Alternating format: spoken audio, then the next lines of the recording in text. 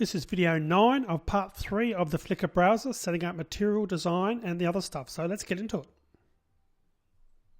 Okay, so next thing we want to do is we need to create a new blank activity, which is going to be for our photos detail, or photo details I should say. So I'm going to go into the Java package, right click, new, go down to activity and select blank activity again. And I'm going to call this one view photo details activity. Let's fix that typo. And the layout name, I'm just going to abbreviate to activity photo details. The title, we'll call that, let's just call that photo details. And for the layout name, let's just make that photo details instead of using the word activity, which is a bit redundant. And the menu, we're just going to call it menu underscore photo details. The hierarchical parent is main activity, and this time it's selected because we've selected that before, main activity. Okay, so there's our default class and layout, as you can see on the screen now. So we're going to go to the Java class first. And we're going to just add a few little bits and pieces. Firstly, we're going to extend from not action bar activity, from base activity. And then also we're going to run the activate toolbar with home enabled. And again, because this is a detailed screen, then they've clicked from the main activity. We want to have that home button or the left arrow to go back to the previous screen. So that's why we're using the with home enabled. So what we need now is a way to implement that. And we've seen it before when we added the search. So it was pretty simple in the main activity.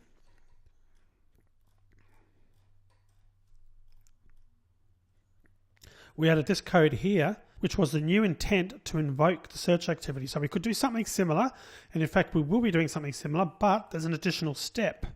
And if you think about it, go back to our emulator, we need to know which element has been clicked on, because we want to pass the details of whatever the user has clicked to our view details activity so that we can sort of grab that data and present it on the screen. So we can't, it's not just one view. Each of these is sort of a mini view in its own right. And obviously they each relate to a particular photo object that's stored in our array list. So we need to break it down to that level of detail. So the simplest way of doing that is to pass an object to the intent. And we can do that fairly easily. And I'm going to go through and show you how to do that now. We're going to pass our photo object. So I'm just going to bring that up on the screen again. And if you remember the photo object, that's our simple object that contains the bits and pieces relating to the photo. First thing I'm going to do is, as I showed you in a previous video, I'm going to delete the getters and have them recreated. Command N, which I think is Alt N or Control N on a PC. Getters, and I'm going to select all the getters. And this time they now haven't got that annoying little M in there because of the fix I made in the previous video. But what we need to do in order to be able to use this object and to be able to pass it from one activity to another, the object or any object you do has to be serializable. So that's quite easy to do from a Java perspective. All we really need to do here is add a couple of things. Firstly, we need to put implements serializable, which is really just a way of saying we're using objects and so forth that are in a format that can be copied and that Java understands and can be passed from activity, and not just activities, it can be passed in all sorts of ways. We can be passed via, literally to a web service using serializable objects. So in this case, we're not doing that, but that's what this serializable does. Now, when we're adding a serializable or when we implement it, we need to add something else. We need effectively to add a version.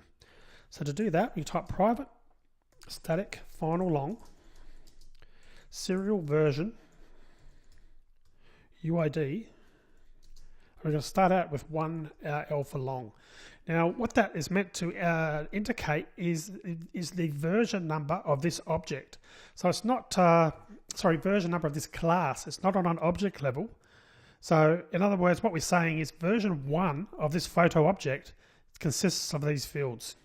So if we were to make a change to this, say we added another field like the second link or something like that, or the author's email address, we would make that 2L. So if the original photo class was out there in the wild and being used in production, we could do a test and check to see what version of that photo class is in existence and what we were actually using. So in this case, we're just going to use 1L, and it's literally going to be the only one we use for this object. But that's a standard that you add when you're implementing the serializable interface. And what we're going to do is we're just going to add a getter for that as well. Okay, so we're going to go back to main activity, and we're going to go to our listener, the one that we've implemented with the long click.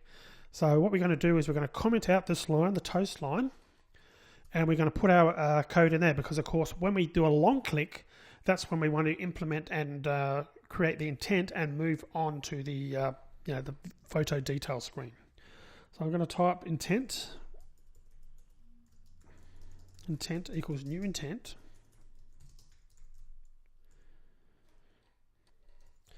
I'm going to do this. And of course it's going to be view photo details activity dot class. Okay, I just need to change that to main activity dot this.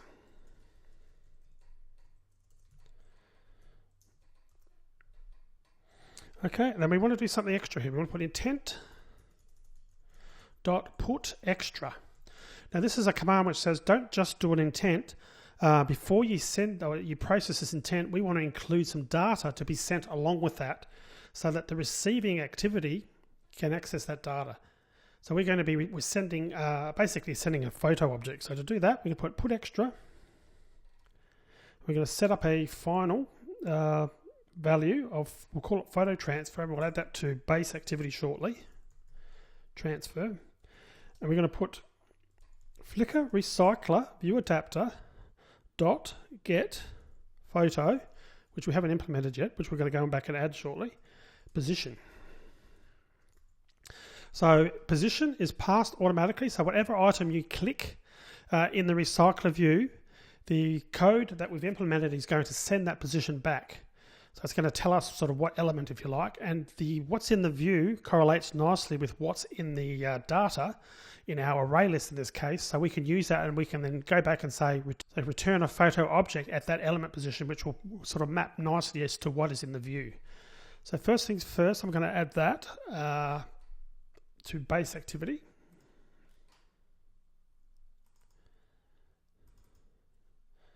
Okay. And it's going to do exactly the same as the previous line. Public static final string photo transfer, and we're just going to call it photo transfer. Okay. And back to our main activity. So that's working. We need to get photo now.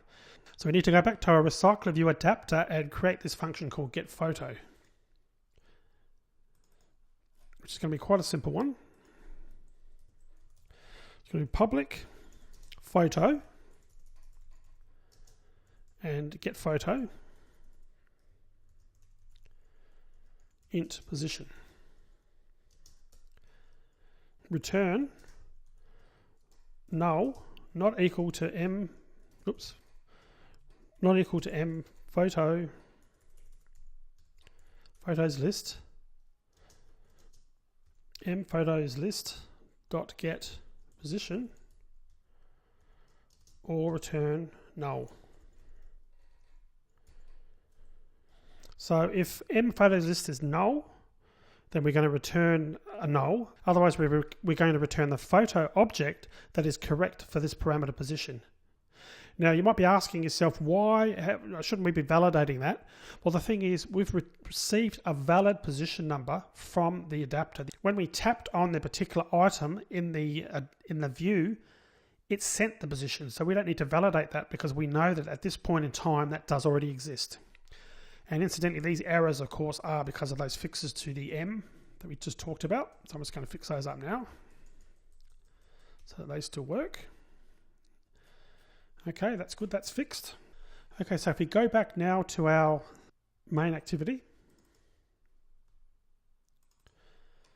That's now okay. So we've now created the parameter to use, and we're going to do the same thing at the other end in the details activity, and we've now got the actual class, or the object I should say, that's at that position, the photo object, and we're sending that with the intent.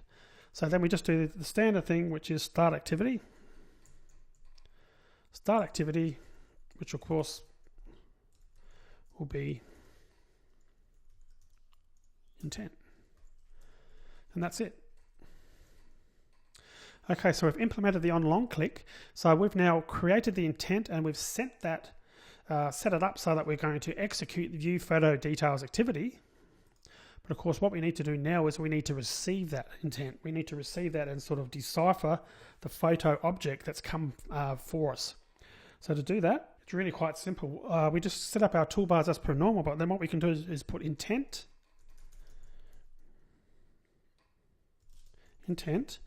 equals get intent. So we're not creating an intent, creating a new intent, we're retrieving the current intent. Then what we're doing is we're going to retrieve into our photo object whatever the data was that was passed. Photo equals photo, because we know it's a photo object, intent dot get serializable extra, and of course that's going to be photo underscore transfer.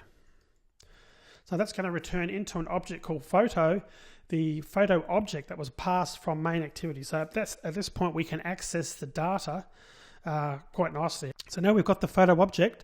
The next step is going to be the layout. We need to update the layout. So we've got the format, and this is where we're going to introduce the card view. So we're going to go and create that, and then we're going to come back here finally and basically update the fields that are in the layout to show our data on the screen. So I'll end this video here, and we'll see you in the next video when we start setting up the layout.